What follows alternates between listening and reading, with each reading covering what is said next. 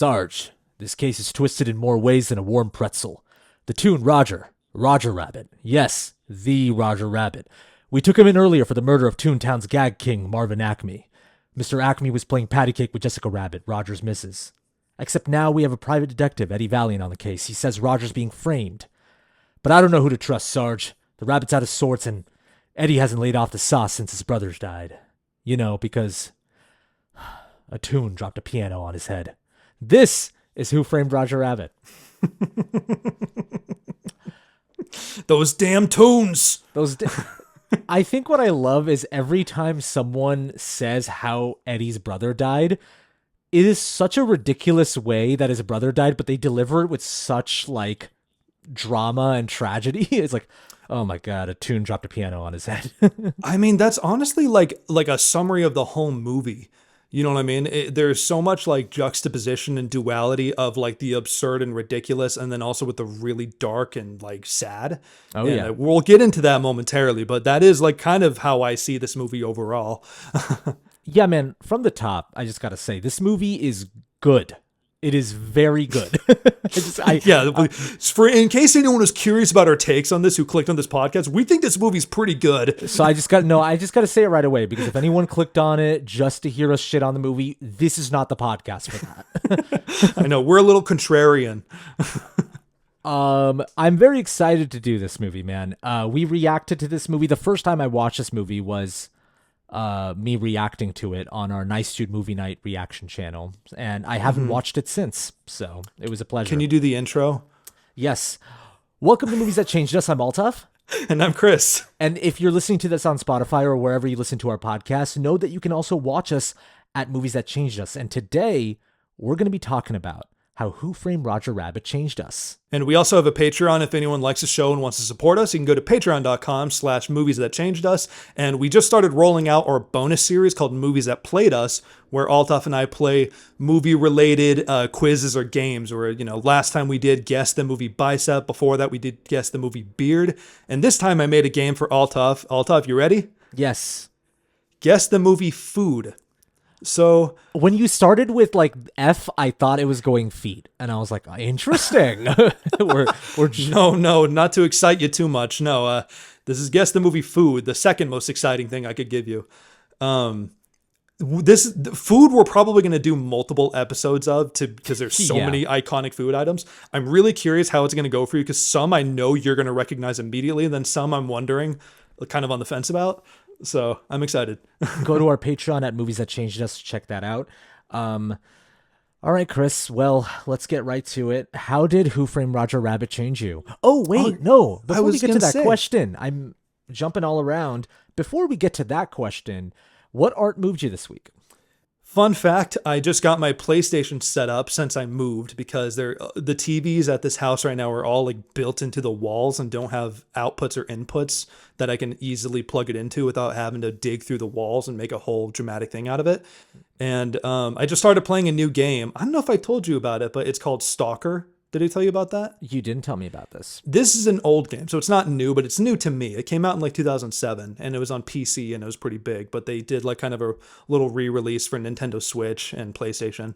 And it's basically like open world where a second Chernobyl disaster happened, and basically people called stalkers would go into the zone to collect artifacts and try to find riches since the disaster happened, because weird anomalies started occurring that shaped the laws of reality. So like mutants and weird anti-gravity stuff, there are little pockets, but there's multiple factions that are all there that basically some people are like, we should use this. Everyone should have access to this. And then some people think, no, we're not meant to understand this. We should stay away from it. I'm looking at the mask right now. It looks really cool. Yeah. And your character is basically like a messenger guy with what's it called when you forget who you are, when you like lose all your memory?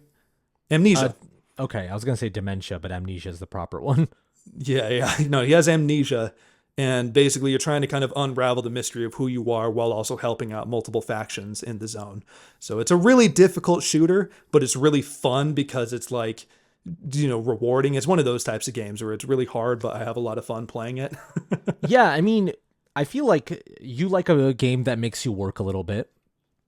Yeah, it's funny though because I do love those games, but in small quantities. Like I'll play it for like, an hour or two and then I'll be like burnt out because it just took so much of my brain power to get through it. And then I want to switch to another game, then realize all my game lineups are also all like that. Or it'll be like a normal playthrough, but I'm playing on the hardest difficulty. and Have they come out with sequels at all for this game?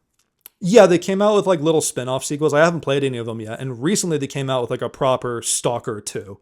Oh, okay. Like how recent? Like last year? Like this year? Like this year, I think. Like earlier this year. Do you think you're gonna get it? Like after playing this?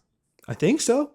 I Hell think yeah, so. man. So far I'm really enjoying the first, and I'm early on, but that's the art that moved me this week. Just because I mean, I've been. it seems like a pretty heavy one, just being like a second Chernobyl. Yeah, it is a pretty like lonely and heavy game with mutants, and it's pretty scary. Okay, so I'm gonna give you two things that moved me this week. One is Mission Impossible Final Reckoning, probably the most anticipated movie of the year for me. You guys have probably heard a lot about it since it's been out for like over a week now by the time this comes out.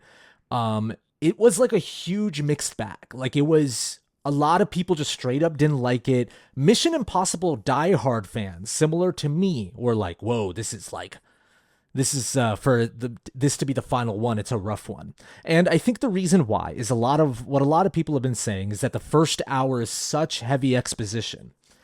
And even though the back half of the movie is when it starts propelling forward and the momentum is great and the action sequences, like the underwater sequence or the biplane sequence, are like mind-blowing shit you've never seen before, by the time you get there, you're so exhausted. I understand that. I'm also a type of person that I'm a huge Mission Impossible fan, so I didn't mind when they were cutting to flashbacks of other movies and like they were tying all these loose ends together. I can admit though, firsthand, that like the first hour is a rough hang just because there is a lot of exposition. However, it's doing that because for someone like my dad who went to go see it, who is not like a diehard as me, even though he rewatched some of them right before the movie came out, he really liked Final Reckoning because the movie explains a lot to you in the first half. So if you haven't seen, the movie's goal is, the filmmaker has talked about this, if you haven't seen any Mission Impossible movie, you can still watch Final Reckoning. There are scenes in this movie, like when Angela Bassett shows up as the President of the United States, exposition out of her mouth, I could hear it all day. No one delivers dialogue like her. You're basically saying that this one's a bigger ask of the audience than previous Mission Impossibles. Yeah, there's a lot to sit through that if you're just not with it, you're not with it, and I completely get it. But I also saw it with a packed audience on an IMAX screen, and I felt like my audience was all in. Like we were all like just fucking cheering. Okay, well, Chris, let's move on to the main feast of the evening. How did Who Framed Roger Rabbit change you? Okay. This is a movie that I've lightly grown up with. I've seen it off and on, on TV, mostly growing up.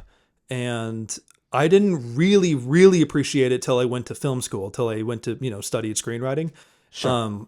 We basically took a course in it around genres. So the class is called Genre Studies. And basically every week we had to just go over different genres and watch a couple movies we were assigned to, talk about them in class. And one of them was the hybrid genre, basically what it sounds like, where we had to talk about movies that fuse two different genres together. So I think the two, if I remember correct, were Jurassic Park and Who Framed Roger Rabbit. Watching this movie now, after having shown it to you a couple years ago, because I hadn't rewatched it since we did our reaction a couple years back, and I haven't rewatched a reaction in a while. That video, I'm not saying it's like gone to me, but I just haven't visited it. Same. Yeah. But watching it again, though, I think I appreciated a lot more of its like kind of the deeper feelings it gives you, because I think you and I know, and listeners who've listened to this show for a while know that I really enjoy things that can show kind of truly both sides of the spectrum of life, of showing like the really funny, ridiculous things while also showing how sad and dark life can get, and finding that kind of happy balance of accepting and embracing both when it comes to like the duality of what we're feeling, if that makes any sense. I mean, the way what you just said, I think describes why your specific favorite movies are your favorite movies. I feel like if you look at Lion King, that's doing the exact same thing. Yeah, in its own, exactly. And like Disney does it in the most Disney way possible, but Lion King, absolutely. But so for this movie, it has, it does a really interesting juxtaposition of a cartoon character who's always on. Roger Rabbit is always like in Roger Rabbit mode. He does not break character. Like the baby breaks character, right? Like when the baby's all like, ooh, cookie. And then right when the camera's off, he's like, hey, how you doing, Toots? Whatever. Yeah. But Roger is just Roger. He's just himself, and he's always that way. And then meanwhile, Eddie Valiant has that kind of side of him that he lost. And so a lot of it's kind of about embracing kind of the humor in life. And that's something that I think connects and hits home for me. Like I said earlier in this episode, my first time watching it was on camera for our movie reaction channel, Nice Dude Movie Night. I already knew it was going to be great, but when I sat down to react to it, I was blown away, like everyone is when you watch that movie for the first time.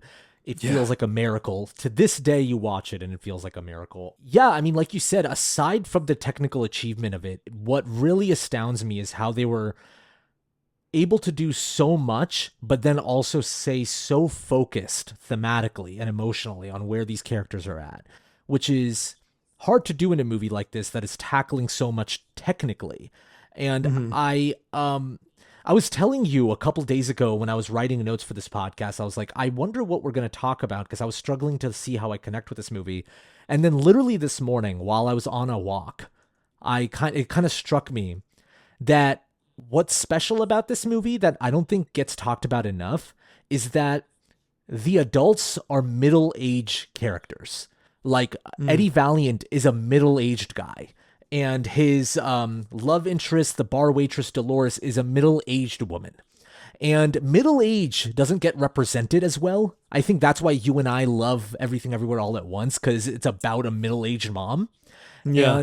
And I think the reason I connect to this story so much is that this movie, in a way, is also a lot about how you're never too old to start over. You're never too old to regain that hope and sense of humor. Like, your sense of humor is not truly lost. You just have to find it again. Yeah, and it's never too late to start living, even when it seems like you're kind of at that point in your life where you seem to have peaked, or the glory days are over and now you're just kind of coasting along like that. It's never too late to still find the inspiration and that excitement and that vigor again. The emotional peak of this movie, which we'll get to in detail, is so powerful but also not cheesy at the same time. You know exactly what I'm talking about. But I feel like even if I mention it, we're just going to start talking about it. So I want to leave it towards the second half of this podcast. But yeah, what a joy of a movie, man. I put this on Sunday, I think. And there was something I wasn't doing that well personally. You know why? And the day before, I had just gotten done editing our Revenge of the Sith podcast, which I worked the entire day on. So Sunday, I woke up exhausted, and I was like, let me just put this movie on now, get it over with. And it was just like a joy bomb of a movie. There was not a single moment where I wasn't smiling. Yeah, I know. It's like, I think I said this on the phone with you recently, but it's one of those movies that is virtually flawless. There's nothing wrong with it. It achieves about it uses the most out of its premise, which like you said, we kind of glossed over it, but I think it's because it's been talked about so much, is the technical aspect of this movie and how insane those special effects are and how well they hold up and how easy it is to forget that Roger Rabbit is just an animated character and all of them are animated. But, it's the fact that it keeps tabs with where the characters are at emotionally at the same time and uses the most out of its premise. In tiny little things. When you see they're investigating the crime scene, how they find the hole and they're, hey, look at this. You see regular people kind of playing around at the cartoon stuff and being curious about it. And it's people would actually do that. It's really smart writing. It's not just the technical stuff. It's good writing too. And also stuff like that of the cops playing with the gags at Acme are not wasted moments either. They all come back. Later when Eddie has to use that same wall sticker to escape from Doom bulldozing him, or Roger Rabbit, the great gag of giving him a little bit of alcohol and he goes insane. At first at Acme at RK Maroon's office, you're like, oh, what a fun gag. We could see Roger Rabbit go crazy. And then later on in the bar, it comes in handy again. And That's the Zemeckis magic that he did in Back to the Future as well. And when Zemeckis was at his best, especially during this time, he makes you pissed off if you're like an aspiring screenwriter. Where you're like, Jesus fucking Christ. Like, I know, it's like, take it easy, Robert. well, it's like watching a Billy Wilder movie. Like, you know what I mean? Like when you watch Apartment for the first time and you see how everything gets paid off and you're like, fuck off. I know. Well, I know, because like Zemeckis is, this isn't saying much, but he likes to experiment. He's an experimental technical filmmaker. He likes to try new shit. To this day. Like last year, Here came out. Like, which is like... Yeah. He likes to try things, and I feel like he hasn't made something that landed in kind of a while. But this movie is kind of, to me, it's like his best blend of that. Because like Back to the Future is obviously his best movie in my opinion, and objectively, I'm sure people can debate between that and like Forrest Gump and Who Framed Roger Rabbit. But I agree. Back to the Future is the best. Yeah. Yeah, you and I agree. I'm just kind of saying it for listeners too. Like, like I respect you if you still like other movies more. But this movie, though, is his best when it comes to that blending of trying new things from a technical standpoint while also making like a fucking banger of a movie at the same time and pulling it off. Yeah, I mean, I'm glad you brought that up because you're not someone like me. I can get kind of buffaloed by a big technical swing that a movie does. You are not that person at all. You're someone that like can appreciate a big technical swing. You're like, I can understand that took a lot of work. You do need a little more, and Who Framed Roger Rabbit is a great testament of that. Yeah, I would agree with that. I think like I have to separate the two. Sometimes I can respect the technical achievement, but I also have to ask myself, like, is it making me feel the way the movie's wanting me to feel? Like, am I actually in touch with what's going on in the story, or am I kind of taken out of the story because I'm thinking about the crew and the filmmakers? And maybe there's nothing wrong with thinking about it that way too. But I tend to, I'm not as easily impressed by technical swings, like you said. The role of a movie should be to make you feel something, and if it's not doing that, and if it's just technically proficient, then that means nothing, right? You can just appreciate it as like a museum piece and nothing else. But this movie makes you feel so many things. It is something that we haven't really talked about until right now, is how funny this movie is. Like when they do that hard cut between the opening cartoon to Baby Herman being this fucking diva, very insensitive movie star that's lifting up this production assistant's like skirt, and it is so funny. And the whole idea of patty cake, like all of it, these jokes like actually land. Yeah. I mean, it's still a compelling mystery at the same time, because the movie opens obviously with the really fucking awesome animated sequence that feels like you're watching Tom and Jerry or something along those lines. I would say it probably pulls the most from Tom and Jerry in that moment. It looks so good. Like it looks astoundingly good. The shit that they do where they make the kitchen feel like a kitchen, and then suddenly, for the purpose of a set piece, they suddenly need to make it look huge and circular. How they elongate it.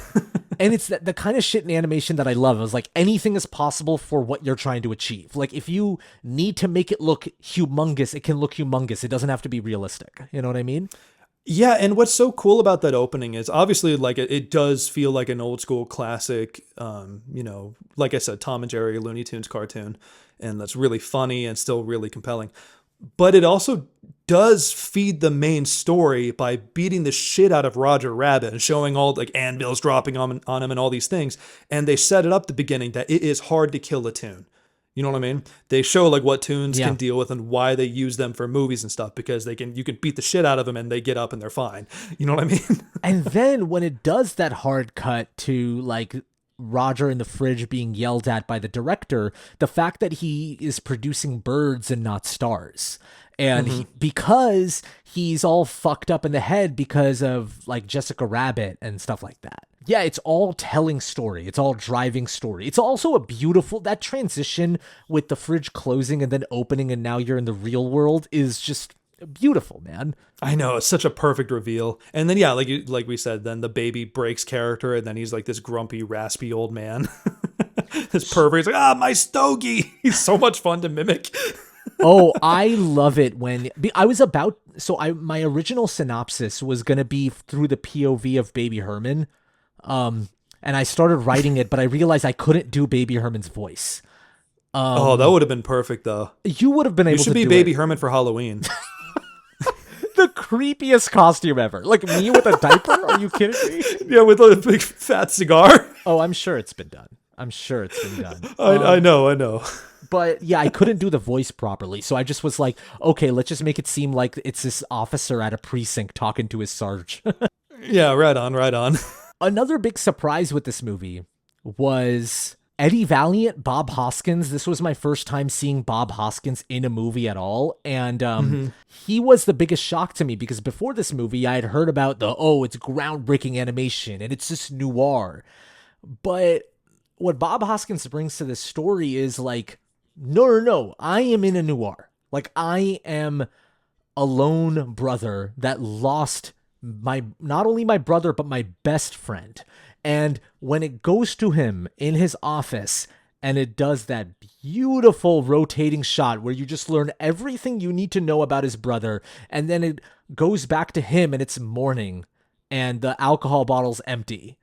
It's like very moving. It's so moving. Yeah, it's such incredible characterization without saying a word. I think we reacted to that in the reaction video that we made too. We were like, what? They did it all without, I don't know. I think we did some type of, we had a moment while we were doing that video. Yeah, this is very clever visual storytelling. Just, no crappy exposition.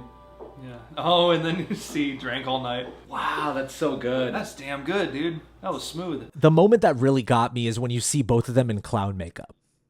Yeah. It really is touching. It is, yeah, because you already know his brother's no longer with us because the bartender lady said, I forget her name. But, Dolores. Dolores, that's right, thank you.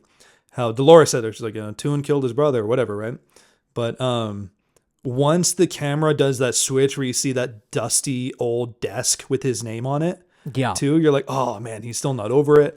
And you learn, you learn everything you need to know, that he's really just a man who's in pain and lost that part of himself. Okay, so that's it, right? Like, that's the stuff that I feel like any other filmmaker or writer would miss. They would be so focused on the technical achievement of the thing that they would miss, like, creating an actual compelling character out of Eddie Valiant, which is unfortunately what Robert Zemeckis has kind of turned into. A guy that just cares about experimenting with the form and not really, like, focusing on the actual writing of the movie. But yeah, did Zemeckis do Polar Express? Yeah.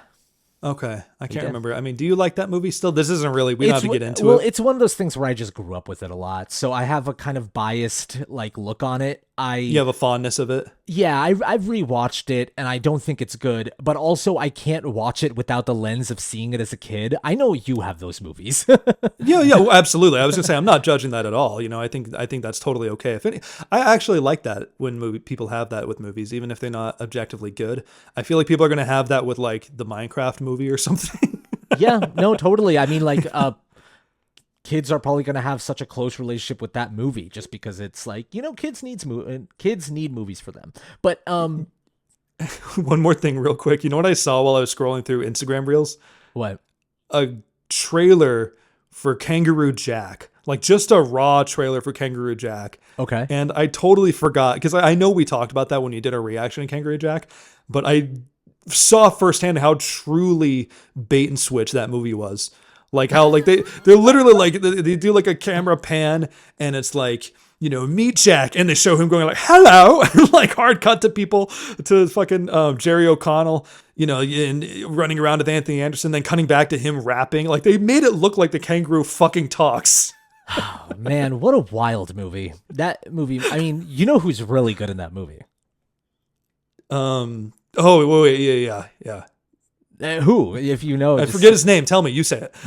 Michael Shannon. Michael Shannon. That's right. I was like, the bad guy. Okay, yeah. The last Zemeckis movie that was good was Flight. Oh yeah, that movie's good. Yeah, Flight is so good. Have you rewatched it recently? I've rewatched clips. I haven't rewatched the movie. Actually, it's been memed recently. That soundbite came up recently before he makes the confession. Before when he quietly says, "God help me," people have been using that soundbite for memes where it'll be like, POV, you're at your wedding about to get married and you see Rhea Ripley sitting in the front row. It's just the groom being like, God help me. Who's Rhea Ripley? She's the wrestler. Yes, okay. I don't watch wrestling, but I do know her. Real quick, something quick on Flight. I was watching The Studio, which is something that I haven't mentioned yet, but on like what art moved me. But The Studio just finished its season. It's so good. Anyways. Oh yeah, the Apple show. Yeah, the Seth Rogen Apple TV show. Fucking amazing. One of my favorite shows this year. But it does. Someone gets really fucked up on drugs in one of the final 2 episodes. I won't say who. And they try to, like, in order to wake that person up because they're going to this important presentation, they're like, okay, maybe we can give him cocaine. My mind immediately went to Flight when they're like, okay, let's get Denzel's character snorted up so we can get. And before, right when I thought of it, the show studio was like, oh, are we going to flight him? I just thought that was nice. That's what I view the shows on my wavelength. I'm like, that's fucking awesome. Yeah. Okay, cool. I like it. But yeah, Zemeckis has unfortunately become that guy that's become more about experiment than form. And this is, this is just like that. He hit this perfect balance that makes... you can't really do this kind of movie again. This is, again, I don't want to keep saying it, but it's like this is a one of one. It's a true miracle. It is one of those, it's with Back to the Future as like a perfect movie. Oh yeah, there's so many layers to why this movie can't really be duplicated from a technical standpoint, from the acting to the screenplay, of like so many things had to come together. But the thing we haven't even talked about yet, that that's another huge part of it, is getting the rights to all these characters in one movie at the same time. You know what I mean? like we can go over kind of briefly just because I feel like it's been talked about to death, of how like Mickey Mouse and Bugs Bunny had to have the same amount of, screen time. All that good stuff. I think a lot of people already know that. But just to really hammer it in what you're saying as to how this movie is such a lightning in a bottle miracle, that's another huge aspect, like that just adds another, difficultiness to it. It's not like Space Jam where it feels like a big commercial. It's actually good. Yeah, the only reason I didn't bring it up was because, like you said, it's that kind of stuff has been covered to death, but it is an important point to bring up that it is like kind of insane. This movie is also a great LA movie. I'm going to speak as someone who does not have a car and hasn't had a car since he moved to LA, which is an insane thing to say. I've been living in this city for 8 years. Fingers crossed I might get one this year. But I use public transportation in LA. I take the bus. I take the train. It is not good. The public transportation system sucks here. I use it, but it sucks here.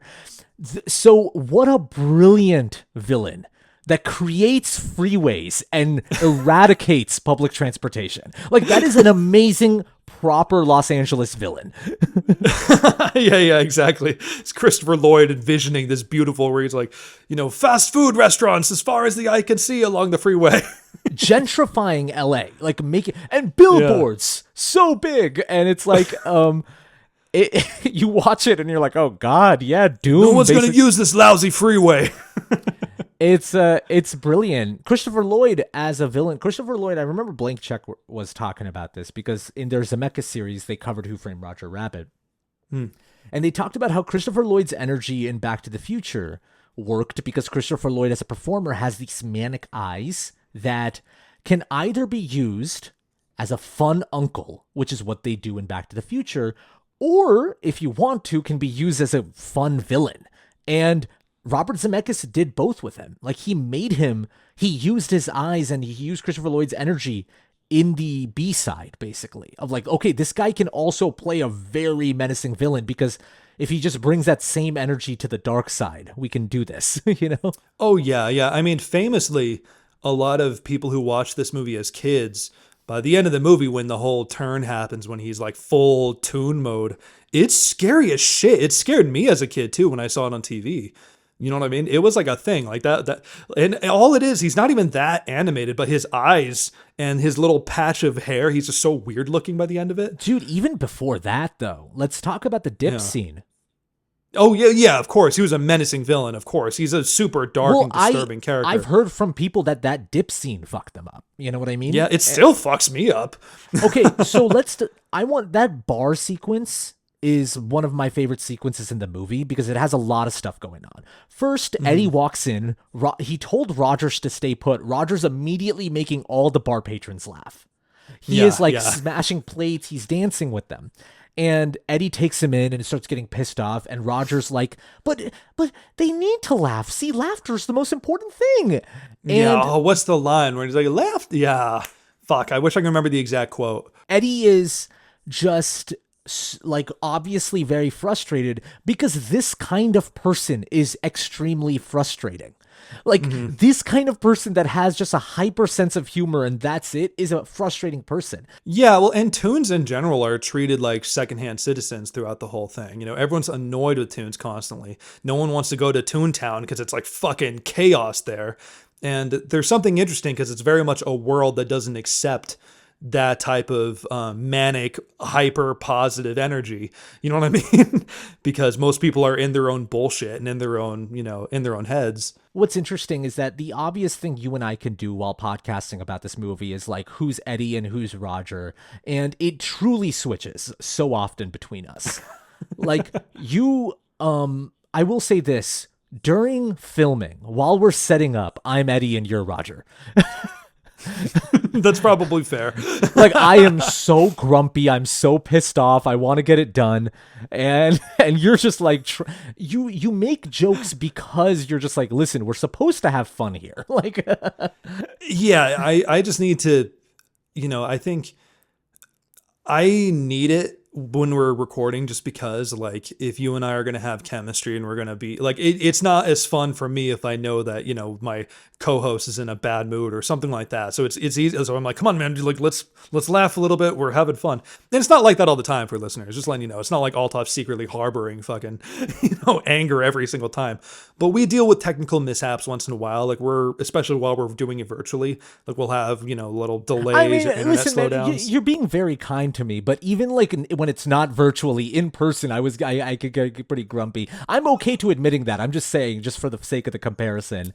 I'm just saying, like, we deal with technical stuff is really what I'm getting at. Once in a while, usually that's the stuff that pisses you off. That's the only reason why I'm contextualizing it. I don't want listeners to think that you just walk in a bad mood every single time. But I think you're easily bothered when things go wrong in the shoot. No, you know who you are? Who? Just because I think like you are actually this character 100%. Forget Roger or Eddie, you're this person. You're my favorite character in the movie. You're Benny the Cab. Hell yeah. I'll take Benny the Cab. Okay, how come? Okay, I'll give you the reasons right now because it struck me and I feel very proud. Benny the Cab is extremely competent at his job, which you are. Thanks, man. He is very funny. He's got like a sarcastic, witty sense of humor, but he brings it out in moments of high stakes, which is the thing that you do all the time. When we are tense, when there's high stakes involved, that's when your sarcastic sense of humor comes out, and it's your way of like getting through it, like we discussed. And he's just like, you're there for me. You're loyal. You're there. You know what I mean? Benny the Cab Benny the Cab is so sick. When he came out, I was like, that was like a movie star entrance when he came out of the truck. I was like, it's Benny the Cab. I know, and he's badass through and through the whole way. He has all these little gadgets so he can raise and lower, or when he's trying to tell him like which button to push. Remember the sign comes out saying, push here, stupid, or whatever it says. When Roger, who's like, my favorite thing about Roger, he drives like Frank Drebin. He's horrible at driving. And yeah. When Roger has completely wrecked the car and Benny's on the side, he's like, let me get in the car. And then Benny the Cab drives the car. He sits in the car. But when he's walking to the car, his tires are flat. So his little like, ow. Oh, he's like limping basically. Because he drove over the dip. That is the most you thing ever. Like, I've seen you be sore from a workout, or I've seen you like get hurt, and you're still funny when you're hurt. You're like, ouch, God, fuck. You know? I know. That's funny. Well, I did want to. Okay, so I'm going to finish my thought real quick. I'm sorry. I'm jumping around. No, don't worry. No, you're good. I appreciate what you're saying. But I think in a broader sense for listeners too, I think what makes their dynamic compelling is I think we've all been Eddie at one point in our lives, and I think we've all been Roger at one point in our lives. I think we've had like a blind happiness for life, and then something happens that can immediately turn you into an Eddie and make you feel like you've been delusional the whole time about how fucked up life is, Oh, completely. I feel like I was Eddie not that long ago, just a couple months ago. You know what I mean? Before I moved out here, I was kind of an Eddie. Yeah. And I think that's, like I said, I think that's what makes this movie in general so compelling, is that like, I think it's always nice to see someone's redemption. Like, I think we just love a redemption arc when we see someone reclaim that part of themselves, because I think we all can connect to it. You know what I mean? We've all let life bog us down. We've all let bullshit happen to us, and it's easy to get lost in the pain. And so when you see someone in fiction heal in some sort of way, you feel like, oh, it might be possible for me too, I mean, yeah, it's like it's why you and I love It's a Wonderful Life or Spider-Man 2 or like Everything Everywhere All at Once too. Little Miss Sunshine. I mean, you and I have talked a lot about how that moment where the dad finally dances in Little Miss Sunshine, why that means so much to us, Absolutely. That's a perfect poll. Okay, so back to the bar scene. I jumped around a lot. My favorite moment in the entire movie is Judge Doom trying to lure Roger Rabbit out. And he's like, no tune can resist a shave and a haircut. And he does it. He does a shave and a haircut. And then Roger Rabbit breaks through and he's like, 2 bits. And I love the build up too, is when he's like shaking behind the wall, and Eddie's like, no, Roger, don't. Well, it cuts to Eddie looking through the hole and he's like, what is Doom doing? And then it like whip pants to Roger just freaking out. like he is struggling. And when the reason I love this moment so much is that aside from it being very funny and it's a great like meta joke about cartoons, it's also so endearing. Like, no matter what situation, Roger needs to be funny. Like, he needs to have a joke. He needs to end it with a joke. It's like, why? Like, why resist the humor? Like, why resist that? This is Doom. He's, like, putting cartoons at risk, and, like, Roger's still there being like, it's a good joke, right? Like, I saw in the comments of our reaction video that we did, I forget what the combination is to make dip, something acetone or something. I don't remember exactly what. It's like 3 different ingredients and that Christopher Lloyd lays out. Okay, wait a second. I have the ingredients right here. It's turpentine, acetone, and benzene. Benzene, that's right. Okay. Someone in the comments pointed out though that those are the ingredients to like erase ink, which I thought was interesting. That clever, very clever. Yeah, so like that's why it kills tunes. Have you I've thought about reading the book, but I've heard the book is like wildly different. The book that Who Framed Roger Rabbit's based off of, I think it's called Who Censored Roger Rabbit. Interesting. Okay. I've heard of the book, but yeah, no, I never really had an interest in reading it. I've been curious, but it's also one of those things where I'm like, the movie's so perfect, I don't really want to read the book.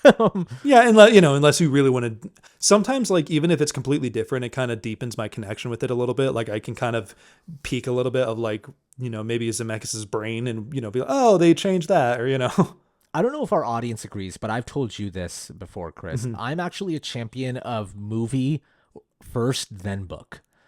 Even though it's stuff like in the past, stuff like Harry Potter, I read all the books before the movies came out, obviously.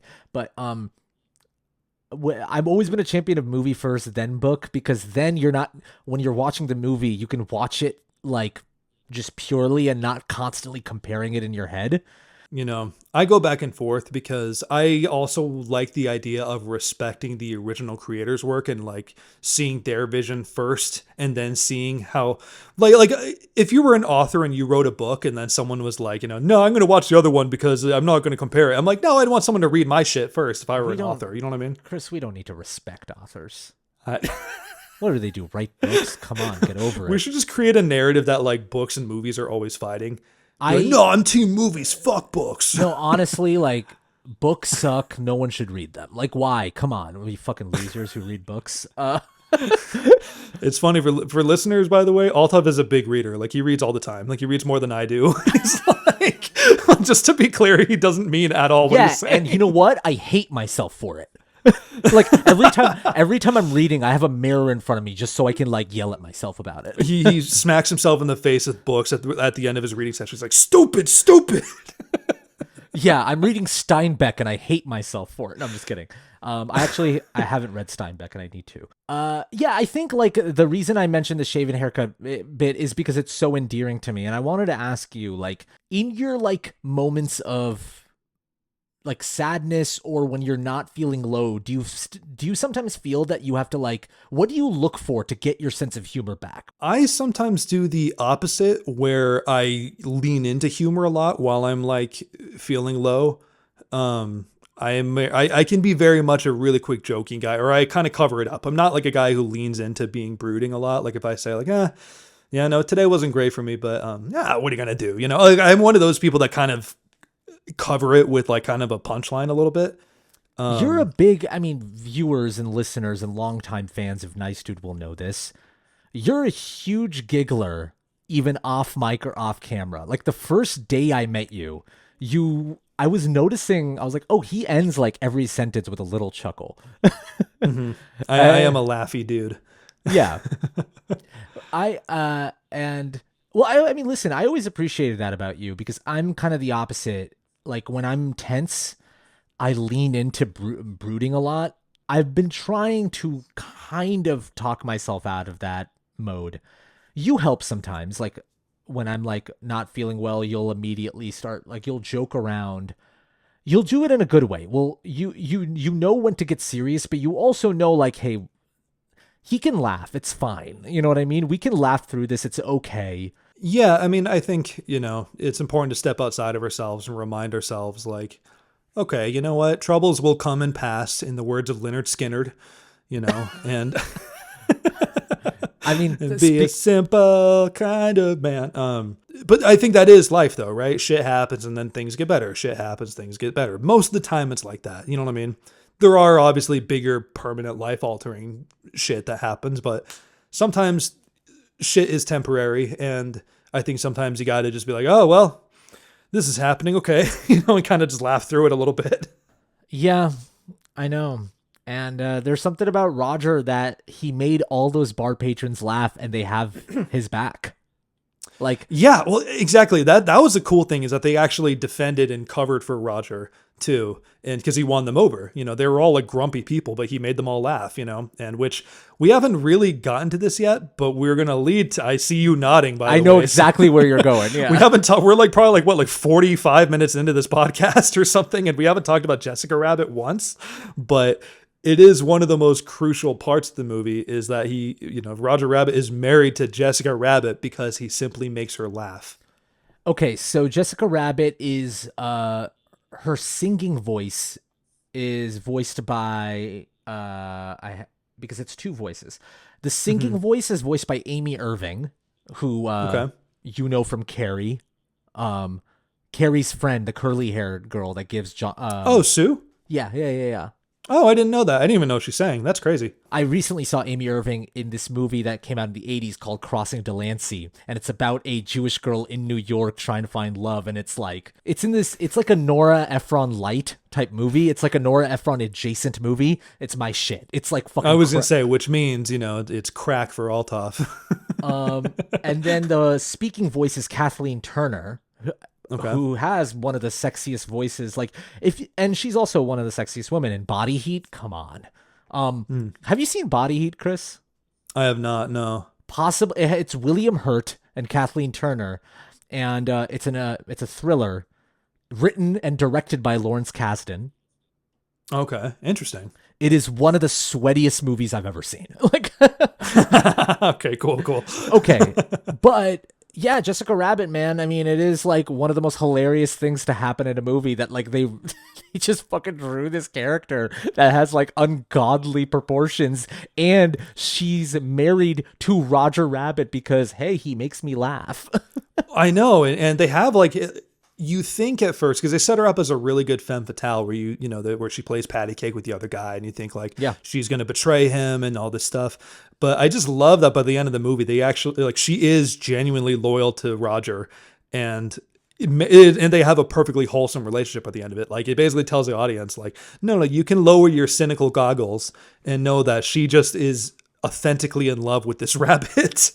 I mean, Jessica Rabbit basically became an icon far outside of the movie in itself. You know what I'm saying? Like, so many people have done it for Halloween. We all know Jessica Rabbit. Like, when the minute I told my sister that we're doing this movie, she was trying to remember the movie and she was like, "Oh, is that the one with Jessica Rabbit?" Like people just know that character more than the movie itself.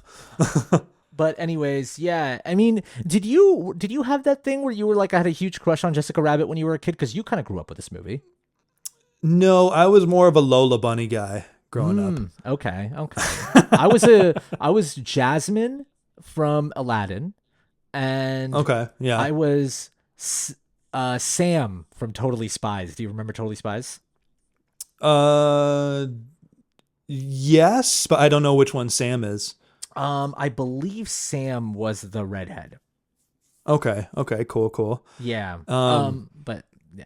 So I don't want people to think I'm into animals, by the way, just for the record. I was a child. It's okay. Just for the record. You're into the live action Lola Bunny. No, I just know there are degenerates all over. I don't want people thinking that I'm one of them. I'm a degenerate in other ways, but not in that way. Not in that way. Yeah, I mean, Jessica Rabbit's great. I'm just drawn that way is like one of the great lines ever.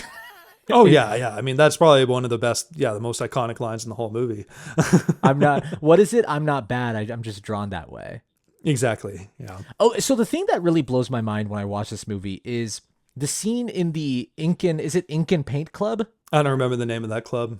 Oh yeah. It's called the Incan Paint Club. I was right.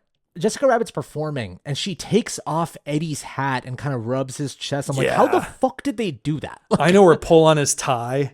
That's what I mean by like the movie like flexes throughout those little technical moments, but they're so compelling still to the story at the same time. Oh my God. And there's so many great jokes in there. First of all, I had this in Shouties. I had a little Shouties section.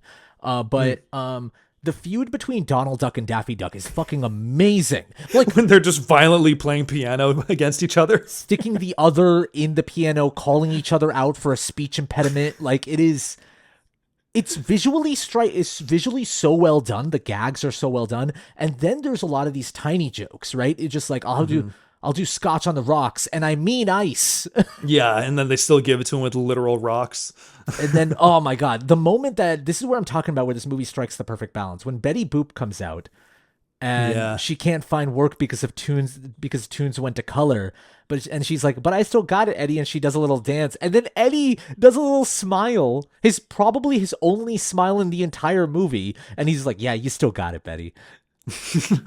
It's like, yeah, it's obviously evoking this, during that time, the silent film era, the going into sound and all that shit, but still, like, it's so moving. Well, and also just throughout the movie in general, there's this kind of background element of time changing, obviously using cartoons as like kind of the backdrop of it, that this is like kind of a part of a bygone era, right? Mm-hmm. Yeah. But also the fact that, they're getting rid of Toontown to make way for the highway. There's this kind of element of like kind of the tragedy of times changing and pieces of our history just being kind of wiped out. And I think it uses cartoons as kind of just a metaphor for that. But yeah, Betty Boop adds to that feeling. Totally. It's also like it builds on this world so well. Like you really do believe Eddie had an entire life right before you met him, because when he's going to Toontown and he decides to pull out his old gun, and all the bullets are so happy to see him. It's like, Eddie, it's been a while. I love that they show that it's a gift from Yosemite Sam. Yes, exactly. Like, oh yeah, there's that little note by Yosemite Sam. Yeah, you're like, oh, okay, him and Yosemite Sam go way back, and he must have solved something for him at one point. Like the idea of Yosemite Sam being like, all right, here are some bullets, Eddie. And so again, these are just shouties, but I'm just throwing out anything I remember.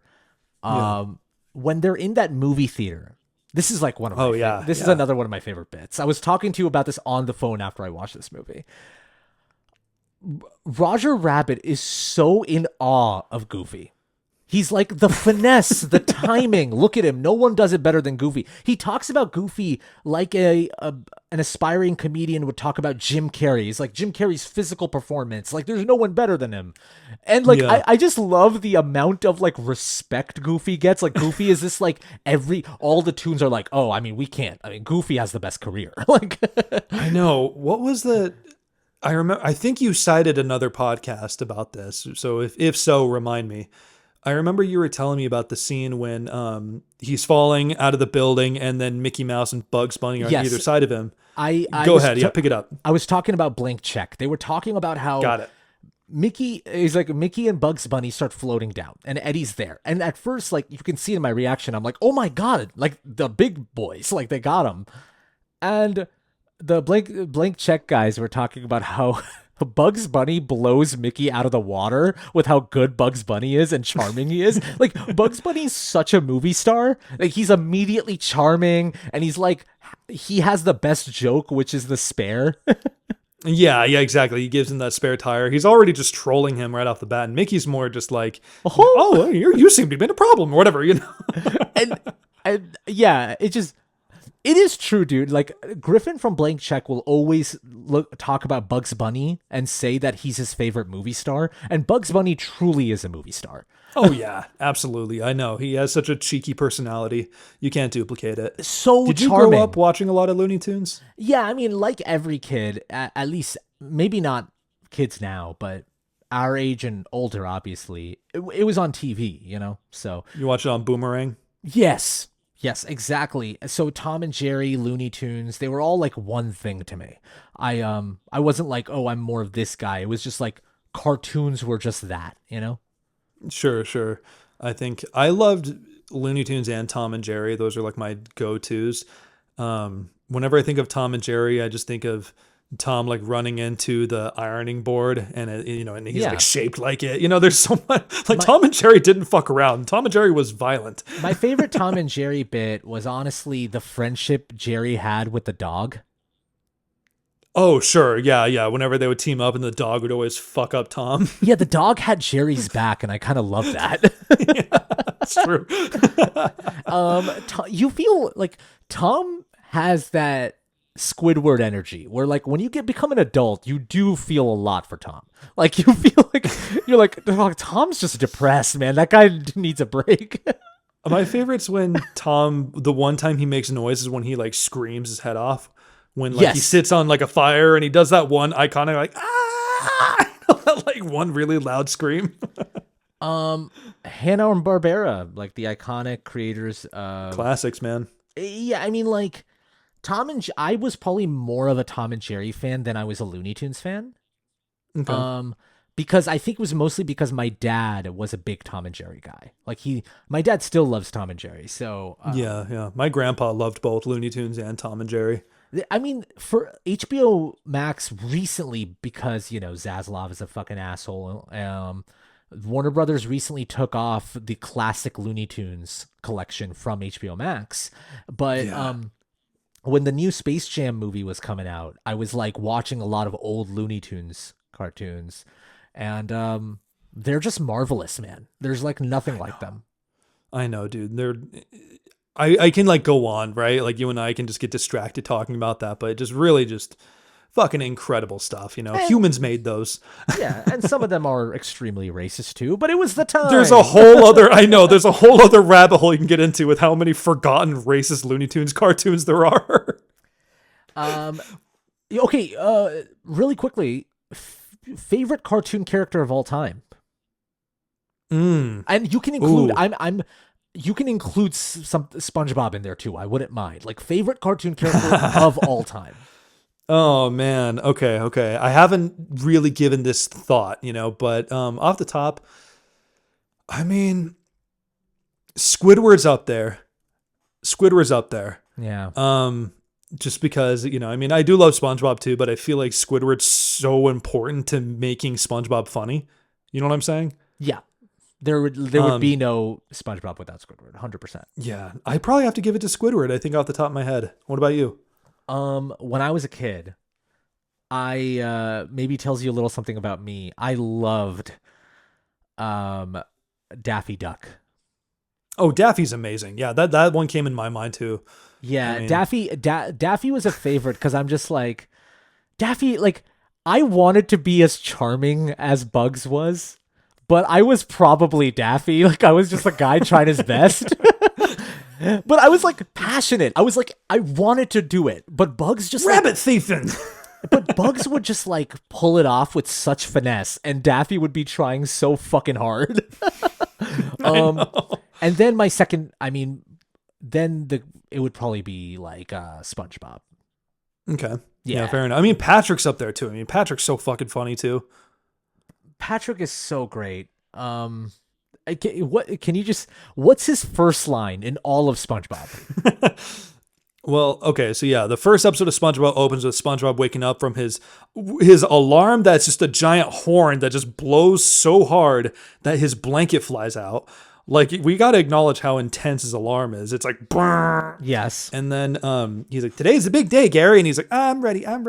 And then just the rock lifts up because Patrick just sleeps face down in sand under a rock. And he's there on the rock and he goes, go SpongeBob! Ah! And he like peels off of it. Oh my God. Yeah, I mean, I know we're off topic, but I think it's kind of on topic. We're talking about how cartoons, like, what they mean to us. Oh, absolutely. Yeah. But okay, so I trying to think about what to mention. We talked a lot about the visual gags and how every one of them is really paid off. Okay, you want to talk a little bit about how it all comes together in the third act? Judge Doom captures both Roger and Jessica and ties them up and is ready to execute them in the dip. And basically, Eddie gets into a gnarly fight. This is such a Zemeckis like set piece too, by the way, which is like, I am going to, until the very last minute, keep you on the edge of your seat. Like, I will continuously make you think the dip is going to get them. Like, it's the ticking clock, man. But yeah, it has the same elements as like Back to the Future. It gave me the same feeling as like when Clock Tower. Yeah, exactly. The clock tower. And even when Marty is like in the at the winter formal event thing too, when he sees his picture fading, like there's like ticking clock element of feeling like shit's gonna go wrong. And it's just Zemeckis candy at this point, you know. They get into a really creative fight, especially with the weasels, who we haven't mentioned yet, but his little henchmen that are there, and that. Yeah. Oh, I mean, the whole weasel bit is the best. I was just like them constantly being like, you know what happens when you can't stop laughing, and continuously putting that thread is it pays off brilliantly at the end. Exactly. That's what I was going to get at. Is then Eddie realizes what he has to do. And he ends up fully going into clown mode where he's just going and getting electrocuted, hitting himself in the head, singing and rhyming. This is such a moving sequence, dude. This is so fucking good. I can't even talk about it properly, how much it like moves me. It is when you see Eddie full on doing sight gags. And Jessica's like, I think he's losing his mind. And Roger's like, I don't think so. Yeah, Roger's like, no, I see. Like, he really sees Eddie of like for what he's doing. Like, he's actually finding happiness again. And he's really funny. Like, he is just, and it's Bob Hoskins doing it. Okay, so something that like I mentioned earlier in this podcast, how this movie focuses a lot on middle-aged people, which is something I really appreciate because it contrasts really well with the tunes. But Bob Hoskins is a type of movie star and actor that I like desperately want to come back, which is like this fucking hairy, pudgy guy that has some like staunch to him. Like he looks strong, but he doesn't look like Chris Hemsworth. You know what I mean? Yeah. Or like another James Gandolfini type or something like that. Dude, you know? we need people like that in movies. Like I'm tired of seeing like every movie star. Like, even Paul Rudd is chiseled now. Like, what the fuck are we doing? Like, you know what I mean? Like, that's why you. Well, to be fair, Paul Rudd was never going to be another Bob Hoskins or James Gandolfini. I know what you're saying. Well, I'm not like, okay, but I'm not talking. Comedians about aren't average looking anymore. I know what you're saying. I'm not talking about strictly bald fat guys, though. I'm talking about like general movie stars don't look like people anymore. Mm-hmm. And I want people to look like people. I love seeing Bob Hoskins in like when he's in his apartment, how he has like back hair. And I'm just like, there's something about that. Yeah, just in his like wife beater. And no, I'm not relating to him because I'm bald and I'm a hairy dude. It doesn't hit home for you at all. This is not at all. Separate. You'd have this take regardless of what you look like. So lay off. No, but you know what I mean? Like there's Oh, something, absolutely. Yeah. Is there anything else that there really needs to be said about this final act before we move on to write-ins? No, I mean, I guess to wrap it up, yeah, it's a wonderful sequence, right? Like we said, the element of the bulldozer thing spraying the dip and getting closer, and then they have to turn it back and turn it off. It's all good shit. And then obviously once they wash away the dip and save everyone, and all like the clusterfuck of cartoon characters that come in, and how it's the perfect sting when I forgot what he says. I can't remember what Eddie Valiant says when he basically like warns him that he's still pissed off at him, and they all gasp, and then he ends up picking up Roger and kissing him. At first, Roger's like, "You haven't lost your humor now, have you, Eddie?" And he picks him up and just kisses him. It's like, "I'll show you," and then he kisses him right there. It's so good. I know. You want to like put your fists in the air. It's amazing. We asked you guys how Who Framed Roger Rabbit changed you. You emailed us in at moviesthatchangedus@gmail.com. If you want to know what movie we're doing next and when you can email us in, you can follow us on Instagram at Movies That Changed Us, subscribe to this channel, Movies That Changed Us, or on our Patreon, Movies That Changed Us. We're there. You can find us. They're all called Movies That Changed Us. I know. Exactly. I'll start. Okay. William Clark writes, "Hey, nice dudes. I love your content. Listen to your podcast while I'm working." Why, thank you, William. Thank you, William. Appreciate that. When I was a kid watching Who Framed Roger Rabbit, I think I knew that I was watching something special. The way that the cartoons and actors seemed to inhabit the same space was so mesmerizing to me. I remember learning about the term bumping the lamp and how it changed the way I see movies. I'm constantly looking for those moments in animated films where the animators are going above and beyond just to create an atmosphere of realism or a depth of character.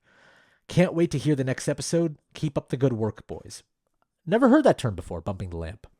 Yeah, I think you want me to what look he it up means, real quick? I'll look it up real quick, but I think it is what he just said. It's just like going above and beyond to create depth. But let me look it up just to make sure. Yeah, I mean, if there's a movie that's above and beyond, though, it is absolutely this movie. Like we've been saying, there's so many.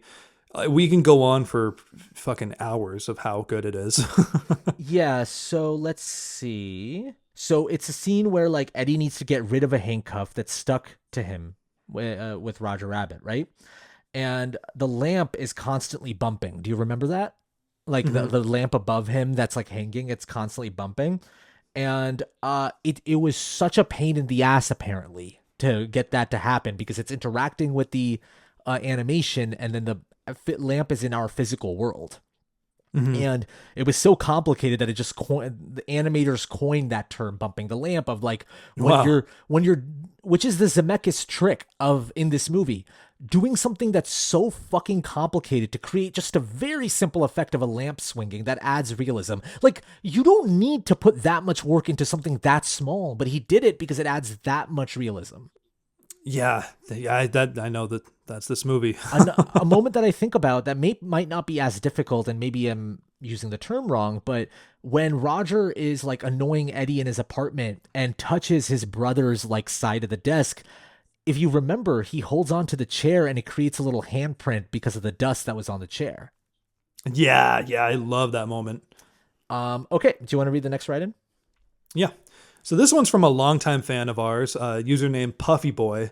So I'm excited to read this one because some of our longtime fans and patrons I just get excited to hear from or read from. But so hi, Chris and Altaf. Super pumped you're doing Who Framed Roger Rabbit for your next podcast.